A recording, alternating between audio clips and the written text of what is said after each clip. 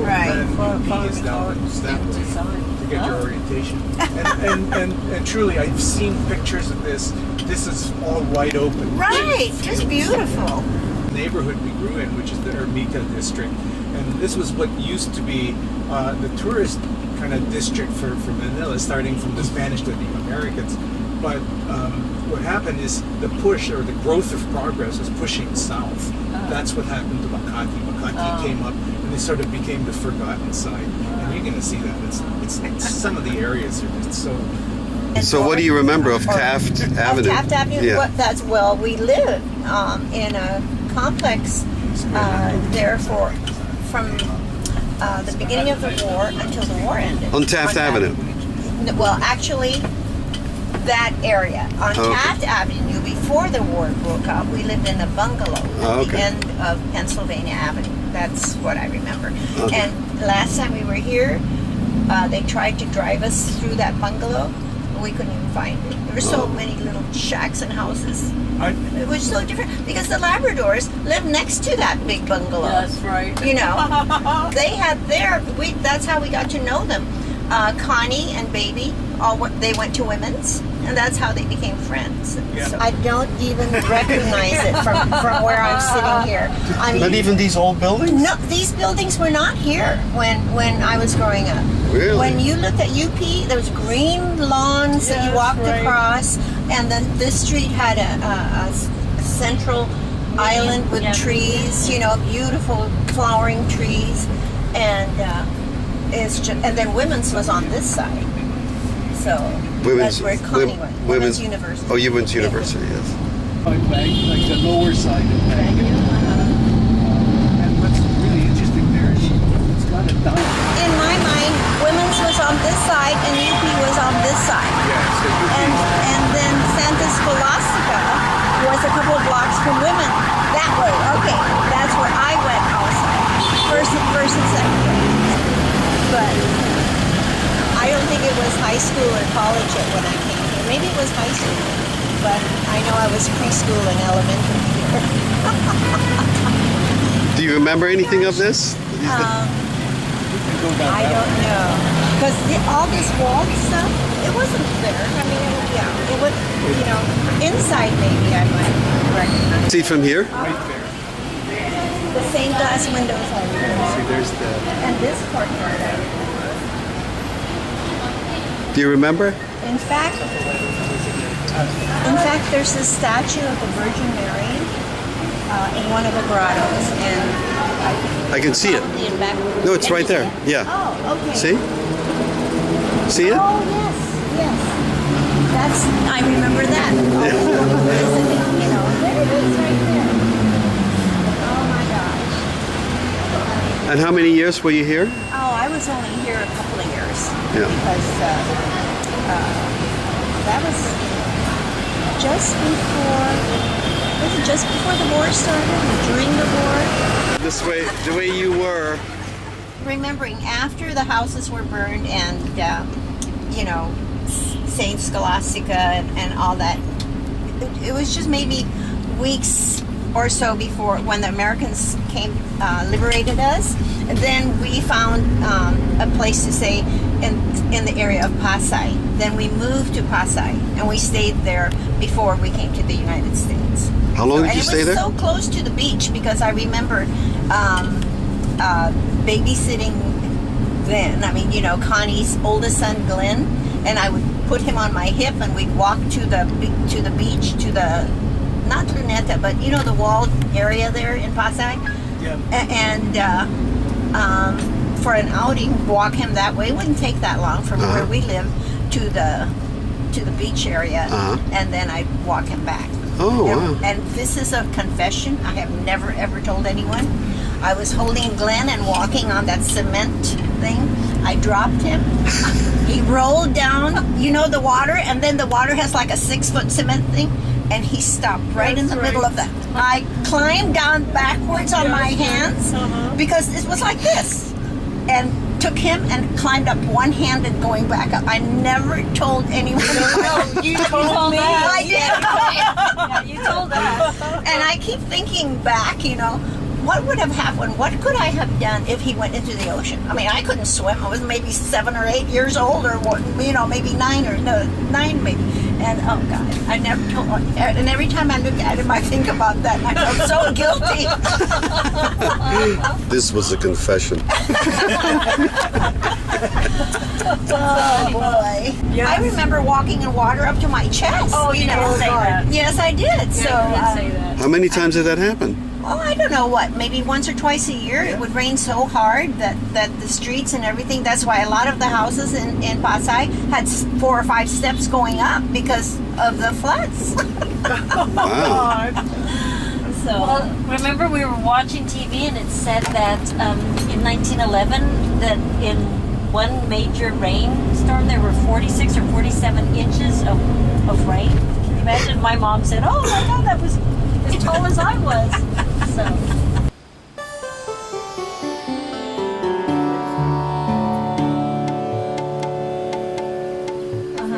And we've been looking at doing that one for quite a while. That's a different one. You guys, like, it goes straight up, right? Yeah. Yeah.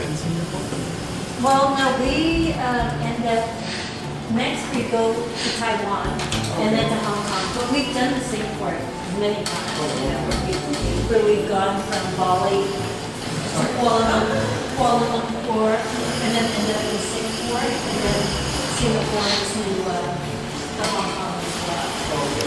And Hello. have a seat, please.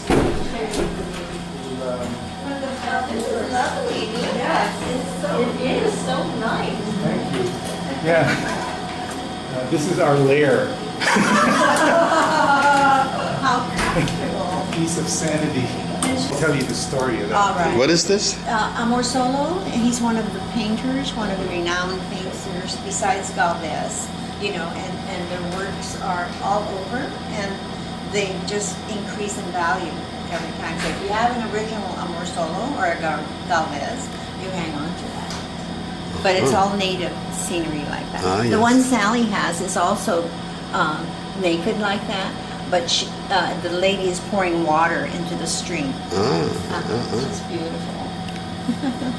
Yeah, I'm the troublemaker. And that's Kathy. Hello. And, JD belongs to Kathy. Nice to meet you and thanks for having us. Oh my God. But then my uncle was also in the guerrilla outfit, but he told them that no, they're not from Japanese. And our IDs were German. I was German, my dad was German. And Is it fake IDs or? everybody had to have a residence certificate. And I could not say that I was American, of course, or I'd get put in the USC concentration camp. So we said we were German. And we got by with that all the way till the end of the war. Wow. Amazing. We were liberated June 1945. Yes, Yes, 1945. Yeah, yeah. It was about 6 months after Manila was liberated. Right. Yeah, yeah, yeah.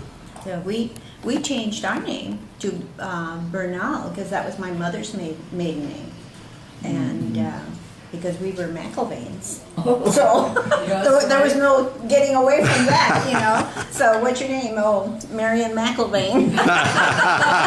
So we were Bernal all during the war. That name sounds familiar, McIlvain. Well, my dad was a mining engineer, and he worked for Marsman and Company. Marsman. You Yeah, remember? I remember. I don't hear it now. So it was pre-war, Yeah, it was I guess. before. Marsman Yeah. Mining Company, and he died before the war, though. He died Oh. 6 months before the war, 1941. Yeah. Yeah. Wow.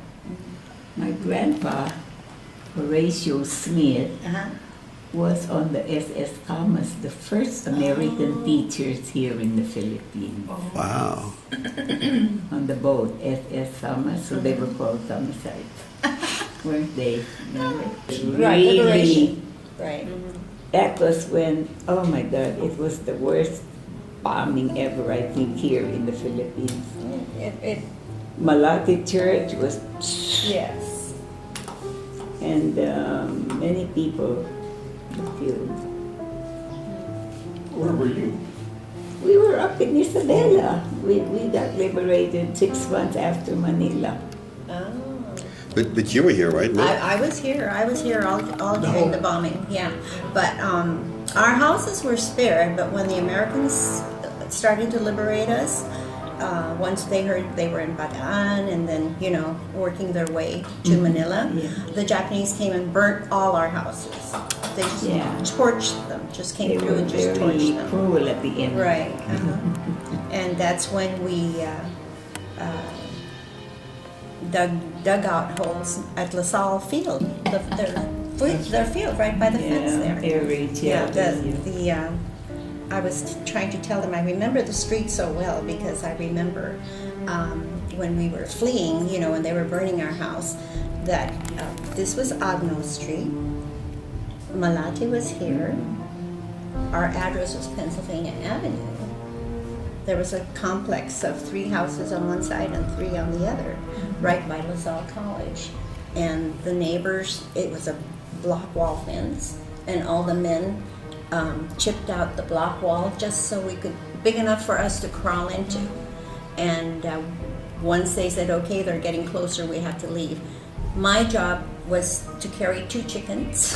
So that was my job. I carried 2 chickens, and everybody had something to carry, But it's a good thing we had the chickens because we were in that dugout for probably 8 days. And naturally, that was food source for us. Right. So. What, the eggs or? No, the chickens. They killed the chickens. But so it was not just us. It was more than the families that lived there. They all the men got together and did that. So when they finally liberated Manila and were coming through and looking out on the field, first things we saw were the American soldiers going through that field. And so naturally when they said, oh, they're Americans, we all ran out, and the Americans handed us Hershey bars. I remember that. We got chocolate Hershey bars from them. My goodness. I know. So. Well, no, we never really had any war because with each bombing we would move interior until we got to the mountains. I see. Sierra Madre. Then that was our last place. Then the guy said, Americans are there in the town. They are, we said. So next morning we packed up and moved back. But it was an experience. We had to plant sweet potatoes. Dig up the front yard and plant sweet potatoes. And of course, everybody had banana trees. So we had the banana trees and then the sweet potatoes. And to augment the rice, we would mix the sweet potato and the rice together. Wow. So,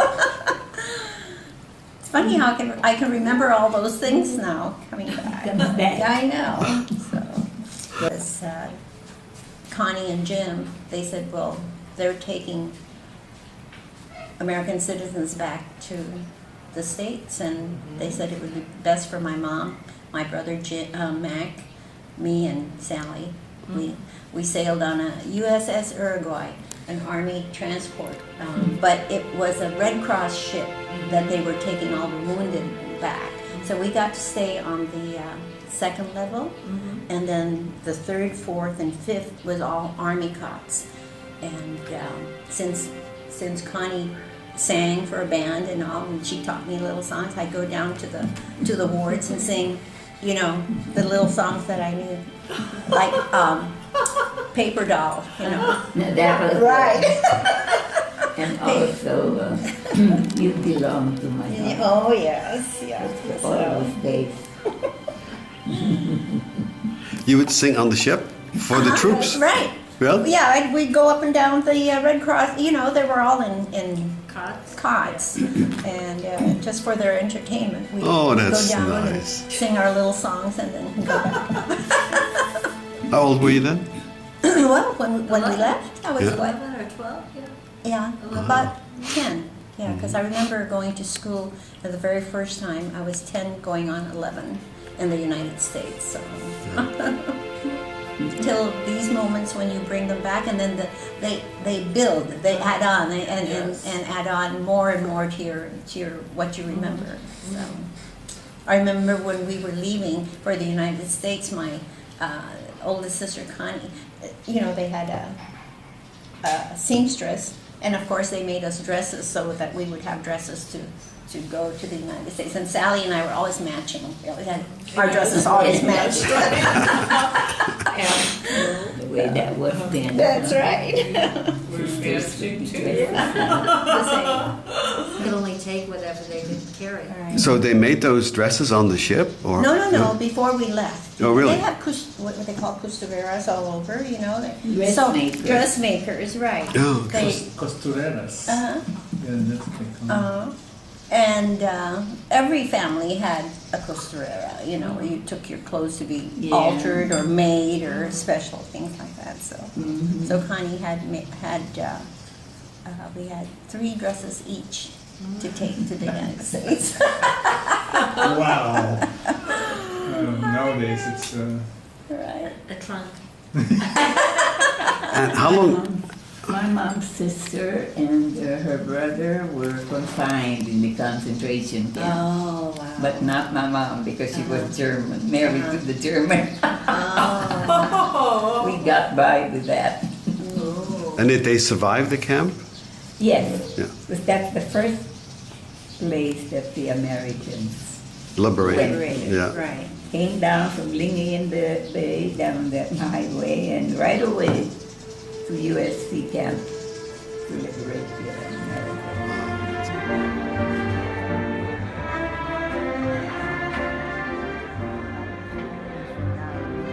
Hot on the Israelites. They killed 17 people that Saturday. The other Saturday. Really? Yeah. It's all over the news. And all those Muslim and Arab states side. I can't remember. Okay, we gotta put this on. So, did you want to see the? Oh well, they're pearls, but they're flat pearls. Flat. Oh, very nice Okay, indeed. see? We're going to wear this tonight. Oh, okay. Hello, my love. We're like the Kardashians. You have your own paparazzi.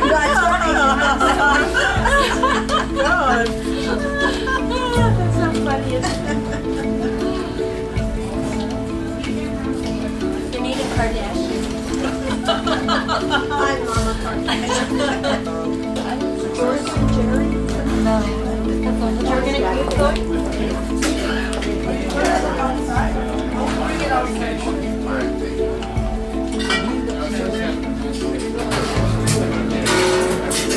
Nice light. How's your shopping? Oh, my. Like all the bags and everything there?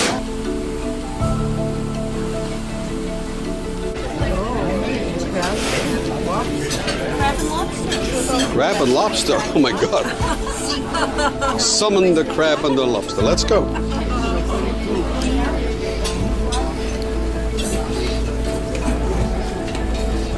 Mom says she'll be seafooded out after this day. After this cruise, we've had our fill of seafood every day. Well, let's take a look and see what's I know. available. You know what today I'm not complaining, mind you. is? There curry? Yes. No curry. What is that big thing? Is that tuna? I don't know. Yeah, that must be tuna. Should I get Anita some of this? Remember, she wants crab. Crab. Okay, crab. For a couple of, oh, they have that was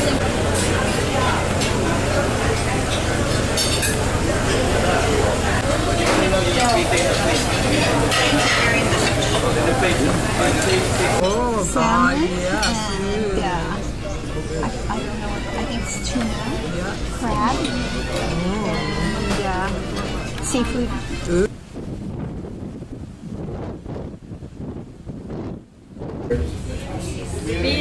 Oh, Viennese. Vietnamese. I mean, Viennese. Viennese tea time. And we've got the lovely Candy on piano for you, so enjoy everyone.